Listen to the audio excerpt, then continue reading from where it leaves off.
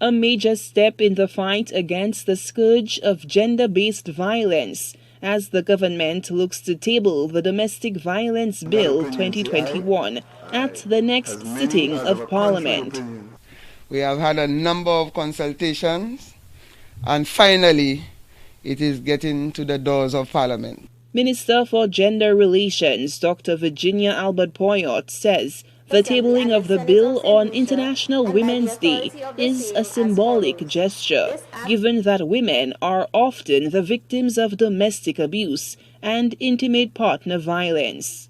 This bill is so important that the Secretary General of CARICOM has expressed interest in sitting in Parliament at the time that we are going to table this bill. And that is the level of importance that is attributed to this bill. And I think in St. Lucia, we can celebrate that we are there to represent the people. And the government of St. Lucia makes no apologies for putting the people first, putting victims of violence first, protecting our women, protecting our men, and protecting our children. Countless St. Lucian women have not only been physically and emotionally harmed, but lost their lives due to domestic abuse and intimate partner violence. The island's legal history is stained with the dubious record of numerous unresolved cases, with victims and survivors left without justice and closure. According to Poyotte, this bill will provide the legal teeth to prosecute all forms of domestic abuse.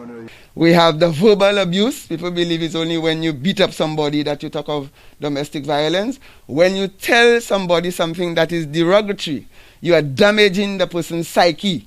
And as a result, that is a form of abuse. So what we call the psychological abuse, we have coercion. Molestation is already addressed in the Child Justice Act. We have arbitrary deprivation of liberty or forced confinement, economic abuse, intimidation, harassment, stalking and cyber stalking. Because in those days, 27 years ago, there was nothing like cyber stalking, but now we can speak to that. So we have broadened the scope, and therefore a lot more persons will be held accountable if they engage in domestic abuse. Moreover, the investigative powers of the police in domestic abuse probes will be widened as authorities look to coordinate and implement a more victim-centered response by the criminal justice system and civic and community-based agencies. The way the police handled the matter. Before, it was a bit limited, and the police did not have much scope in doing pressing charges and arresting and restraining, effecting restraining orders. Now we have actually spelled out in the act exactly, and the police are very happy that it's very clear on what they have to do, what's their mandate. The situation is complicated when children, the most innocent, are affected. Some women face eviction and threats and often have to compromise their dignity for survival. But officials claim that the new law intends to restrain abusers' liberties against victims.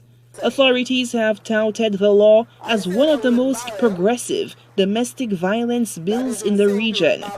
Only time will tell whether the statute, if passed, will live up to its billing and deliver on the promise to meet the needs of victims. Solange Alfred, HTS News Force.